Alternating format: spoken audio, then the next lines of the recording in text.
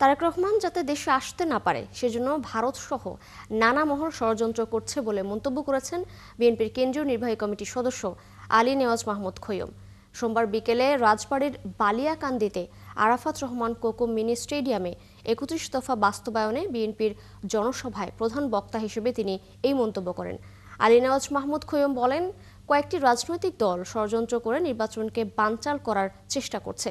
তবে একটি দেশের স্থিতিশীলতার জন্য, মানুষের মনে শান্তি আসার জন্য নির্বাচনের কোনো বিকল্প নেই। সেই সাথে আগামী নির্বাচনে সকলে ঐক্য গড়ে ধানের শীষের বিজয় আনার কথাও জানান আলী নেওয়াজ মাহমুদ খৈয়ম। জনসভায় বিএনপির নির্বাহী কমিটির সদস্য নাসিরুল হক সাবু সহ অন্যান্য অতিথিরা বক্তব্য রাখেন। এছাড়া জনসভায় বালিয়াকান্দি উপজেলার কয়েক হাজার নেতাকর্মী অংশ নেন।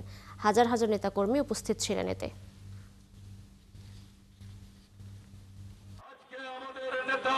বাংলাদেশে ফিরে আসতে না পারে, তারেক রহমান প্রধানমন্ত্রী হবেন, বাংলাদেশ বদলে যাবে, এই আশঙ্কায় আজকে ভারত থেকে শুরু করে আজকে নানা মহল আজকে ষড়যন্ত্রে লিপ্ত হয়েছে।